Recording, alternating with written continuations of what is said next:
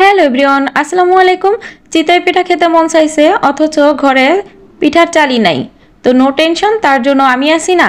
তো আজ আমি আপনাদেরকে ঘরে থাকা ভাতের চাল দিয়েই চিতই পিঠা তৈরি করে দেখাবো, তাও এরকম নরম তুলতুলে আর অসংখ্য ছিদ্রযুক্ত। আর সারাদিনই কিন্তু এই পিঠাটা এরকম নরম তুলতুলে থাকবে। আর বোনাস হিসাবে থাকতেছে সরিষার চাটনি। আজকের পিঠা বানানোর জন্য এখানে আমি নিয়ে নিলাম ভাতের চাল, অর্থাৎ আমরা ঘরে যে চালটা দিয়ে ভাত রান্না করে খাই সিদ্ধ চাল, সেটাই নিয়ে নিলাম। ঘরে যদি পিঠার চাল না থাকে সেক্ষেত্রে আজকের এই রেসিপিটি ফলো করে কিন্তু আপনারা ভাতের চাল দিয়েও চিতই পিঠা বানিয়ে নিতে পারবেন। তো তার জন্য এখানে পানি দিয়ে এবারে খুব ভালো করে কচলে কচলে চালটা ধুয়ে নিচ্ছি, কারণ চালের ভিতরে কিন্তু অনেক ময়লা থাকে। তো চালটা খুব ভালো করে ধুয়ে এই পানিটা পাল্টে লাস্ট বারের পানি দিয়ে এই চালটা আমি 2 থেকে 3 ঘন্টার জন্য ভিজিয়ে রাখতেছি। তো চালটা ভিজতে থাক, এরই মাঝে সরিষার চাটনিটা বানিয়ে নেব। তার জন্য এখানে 1/3 কাপ সরিষা নিয়ে সাথে সামান্য পানি দিয়ে এই সরিষাটা ভিজিয়ে রাখতেছি আধা ঘন্টার জন্য, যাতে এটা পেস্ট করতে খুব ভালো সুবিধা হয়। তো সরিষাটা আধা ঘন্টা ভিজিয়ে রাখার পরে খুব ভালো করে পরিষ্কার পানি দিয়ে ধুয়ে নিয়েছি। দেন এবারে সরিষাটা একটা ব্লেন্ডারের জগে নিয়ে নিচ্ছি, তবে আপনারা চাইলে কিন্তু শিলপাটাও বেটে নিতে পারেন। আর সরিষার চাটনির জন্য লাগবে মরিচ। তো এখানে আমি কাঁচা আর পাকা 2 রকমের মরিচই দিচ্ছি। এটা আমাদের গাছের মরিচ, অনেক ঝাল, এই জন্য আমি 2টো দিলাম। তবে আপনারা কেমন মরিচ খান সেটা বুঝে দিবেন। আর দিয়ে দিচ্ছি 2টা জলপাই কুচি আর কিছু ধনেপাতা কুচি দিচ্ছি। সাথে দিয়ে দিলাম বিট লবণ। এবারে সামান্য একটু পানি দিয়ে দিলাম। দিয়ে এবারে এটা খুব সুন্দর করে একটা পেস্ট করে নিতে হবে। প্রথমে অল্প পানি দিয়ে আমি পেস্ট করেছি, পরে আমি আরও কিছুটা পানি অ্যাড করেছিলাম। তো এই তো আমার সরিষার চাটনিটা কিন্তু অলমোস্ট রেডি। তো এরই মাঝে দেখেন আমার চালটাও কিন্তু ফুলে ডাবল হয়ে গিয়েছে আর চালটা ভালো মতোই ভিজেছে। তো চালটা ভিজেছে কিনা সেটা বোঝার জন্য চালের ভিতরে আঙুল দিয়ে বা নখ দিয়ে একটু টিপ দিবেন। যদি দেখেন চালগুলো এরকম ভেঙে যাচ্ছে তাহলে বুঝতে পারবেন চালটা ভালো মতোই ভিজেছে। তো এবার এখান থেকে চালগুলো আমি একটা ব্লেন্ডারের জগে নিয়ে নিচ্ছি আর দিয়ে দিচ্ছি স্বাদ মতো লবণ।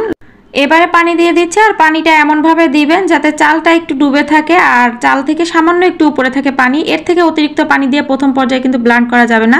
বেশি পানি দিয়ে ব্লেন্ড করলে এই গুড়ির ভিতরে একটা স্টিকি ভাব থাকবে না। তো দেখতেই পাচ্ছেন কেমন ঘনত্ব হয়েছে যে আমি চালটা ব্লেন্ড করে নিয়েছি। এবারে হাত দিয়ে আমি আপনাদেরকে একটু দেখিয়ে দিচ্ছি। এর ভিতরে দেখেন একটু স্টিকি ভাব আছে চালের গুঁড়িটার ভিতরে। তো তার মানে ব্যাটারটা কিন্তু খুব পারফেক্টলি গোলানো হয়েছে। তো এবারে সামান্য আরও 1 চা চামচ পানি দিয়ে এটা খুব ভালো করে মিশিয়ে নিচ্ছি। 1/2 চা চামচ দিয়ে দিচ্ছি বেকিং সোডা। এই বেকিং সোডাটা দিলে হবে কি, যাদের কোনোদিনও পিঠা ফুলে না তাদেরও কিন্তু পিঠাটা ফুলবে। তো খুব ভালো করে এবার সব কিছু মিশিয়ে নিচ্ছি। তো এবারে ব্যাটারের কনসিস্টেন্সিটা একটু দেখে নেন। তো এটা একদম পারফেক্ট আছে। এবার আমি চুলাতে একটা তাওয়া বসিয়ে দিয়েছি, এটা হচ্ছে একটা পিঠার সাজ। তো তার ভিতরে সামান্য কয়েক ফোঁটা করে তেল দিয়ে এবারে আমার হাতের আঙুলটা ভিজিয়ে এই তাওয়ার উপরে ছিটিয়ে দিচ্ছি, যাতে তেলটা পুরো প্যানের ভিতরে খুব ভালোভাবে ছড়িয়ে যায়। দেন এক্সট্রা তেলটা মুছে নিচ্ছি।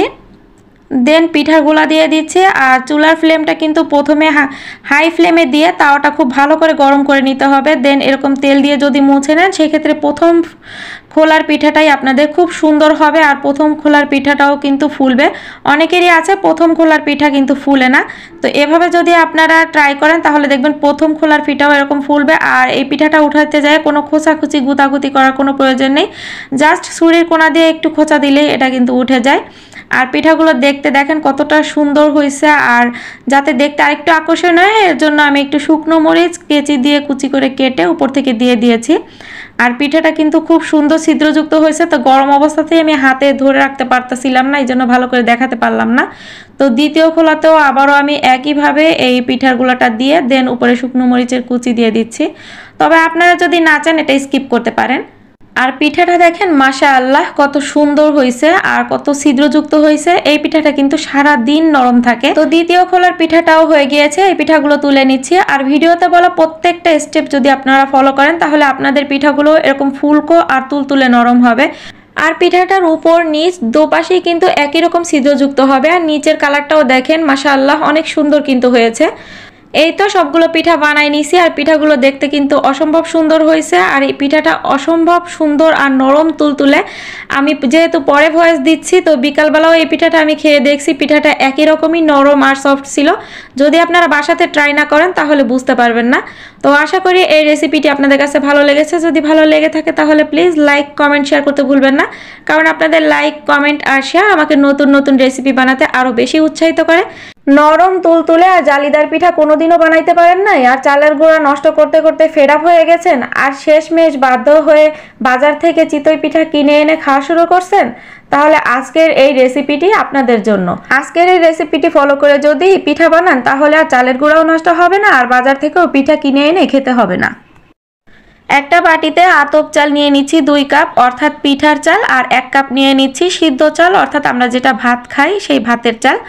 এই চালের রেশিওটা যদি ঠিক রাখেন সেক্ষেত্রে আপনাদের পিঠা কখনোই শক্ত হবে না আর অসংখ্য জালিদারযুক্ত হবে, আর পিঠাগুলো সারাদিন নরম থাকবে। এবারে এই চালের ভিতরে পানি দিয়ে চালটা খুব ভালো করে কচলে কচলে কয়েকবার করে পানি পাল্টে পাল্টে ধুয়ে নিতে হবে, কারণ এই চালের ভিতরে কিন্তু অনেক বেশি পরিমাণে ময়লা থাকে। শেষবারের মতো চালটা ধুয়ে পানি পাল্টে এর ভিতরে আবারও পানি দিয়ে সারা রাতের জন্য এই চালটা ভিজিয়ে রাখবো। ফিরে এলাম পরের দিন সকালবেলা, আর চালগুলো খুব ভালোভাবেই ভিজেছে। তো এবারে এখান থেকে চাল উঠিয়ে একটা ব্লেন্ডারের জগে নিয়ে নিচ্ছি, তবে আপনারা চাইলে শিলপাটাতেও বেটে নিতে পারেন, সেক্ষেত্রে পানিটা খুব ভালো করে ঝরিয়ে নিতে হবে। তো এবারে অল্প পানি দিয়ে এটা ব্লেন্ড করে নিব। সবগুলো চালই ব্লেন্ড করে নিয়েছি, এবারে এটা একটা বাটিতে ঢেলে নিচ্ছি। এবারে দিয়ে দিচ্ছি স্বাদ মতো লবণ, আর দিয়ে দিচ্ছি 1/2 চা চামচ বেকিং সোডা, আর দিয়ে দিচ্ছি এই ব্লেন্ডারের জগটা ধুয়ে কুসুম গরম পানি। এবারে সব কিছু খুব ভালো করে মিক্সড করে নিতে হবে। এই গোলাটা কিন্তু একটু পাতলা হবে, কারণ চিতই পিঠার গোলা যদি পাতলা না হয় সেক্ষেত্রে চিতই পিঠা কিন্তু ফুলবে না। এবারে একটা বাটিতে 1 চা চামচ তেল আর কিছুটা পানি দিয়ে এটা চামচ দিয়ে খুব ভালো করে মিক্সড করে নিচ্ছি। চুলাতে আগে থেকে একটা পিঠার কড়াই বসিয়ে এটা হাই ফ্লেমে খুব ভালো করে গরম করে নিয়েছি। দেন যে তেল আর পানিটা গুলিয়ে রেখেছিলাম এটার ভিতরে একটা মোটা কাপড় ডুবিয়ে এই কড়াইটা খুব ভালো করে মুছে নিচ্ছি। এতে করে হবে কি, পিঠার গোলা দিলে পিঠাটা সাথে সাথে তুলে ফেলতে পারবেন। তো এবারে পিঠার গোলা দিয়ে একটা ঢাকনা দিয়ে ঢেকে দিচ্ছে, আর এ পর্যায়ে চুলার তাপ কিন্তু কোনোভাবেই কমানো বা বাড়ানো যাবে না। ঢাকনাটা তুলে নিচ্ছে, আর পিঠাটা দেখেন মাশাআল্লাহ অনেক সুন্দর ফুলছে, আর দেখেন চামচ দিয়ে ধরার সাথে সাথেই পিঠাটা কিন্তু উঠে গেছে। তো একইভাবেই আমি সবগুলো পিঠা বানাই নেব, আর এই ন্যাকড়া দিয়ে কিন্তু বারবার মোছার দরকার নেই, 2-1টা পিঠা বানানোর পর পর মুছে নিলেই হবে। আর এই পিঠাগুলো কিন্তু অসম্ভব নরম তুলতুলে আর অসংখ্য ছিদ্রযুক্ত হয়। আমি যেভাবে 2 রকমের চাল নিয়ে দেখিয়েছি এভাবে যদি আপনারা চালের পরিমাপটা ঠিক রেখে চালের গুঁড়া বানান সেক্ষেত্রে শুধু চিতই পিঠা না যে কোনো ধরনের পিঠাই এভাবে বানাতে পারবেন, আর পিঠাগুলো এরকম সফট থাকবে। তো এই তো দেখেন দ্বিতীয় পিঠাটাও কিন্তু খুব ভালো হয়েছে। তো একইভাবে আমি সবগুলো পিঠা বানাই নিয়েছি, আর এই পিঠা বানাতে বানাতেই কিন্তু অর্ধেক পিঠা খাওয়া হয়ে গিয়েছে। এই পিঠাগুলো দেখেন কেমন নরম তুলতুলে হয়েছে। আর চিতই পিঠা অনেকেই বানায়, কিন্তু বানানোর কিছুক্ষণ পরেই দেখা যায় চিতই পিঠাগুলো শক্ত হয়ে যায়, আর সেক্ষেত্রে খেতেও পারা যায় না। আর এই পিঠাগুলো কিন্তু সারা দিন এভাবে নরম থাকবে। আর একটু ভালো করে দেখেন ভিতরে কিন্তু অসংখ্য ছিদ্রযুক্ত হয়েছে। তো এবারে পিঠাটা আমি আপনাদেরকে ছিঁড়ে দেখাচ্ছি যে পিঠাটা কেমন জালিদার হয়েছে। পুরোটা পিঠার ভিতরে কিন্তু এরকম জালি জালি হয়েছে। চিতই পিঠার আসল বৈশিষ্ট্যই হলো পুরো পিঠাটাই এরকম জালিদার হবে। আর আপনারা চাইলে এই পিঠাটা কিন্তু দুধের ভিতরে ভিজিয়েও খেতে পারবেন, যেটা আমরা দুধ চিতই পিঠা বলে থাকি। তো আশা করি আমার আজকের এই চিতই পিঠার রেসিপিটি একটু হলে আপনাদের কাছে ভালো লেগেছে। যদি ভালো লেগে থাকে তাহলে প্লিজ লাইক, কমেন্ট আর শেয়ার করতে ভুলবেন না, কারণ আপনাদের লাইক, কমেন্ট আর শেয়ার আমাকে নতুন নতুন ভিডিও বানাতে আরও বেশি উৎসাহিত করে। দেখা হচ্ছে পরবর্তী কোনো রেসিপি নিয়ে, ততক্ষণ সবাই ভালো থাকবেন। আজকের মতন বিদায় নিচ্ছি, টাটা, বাই বাই।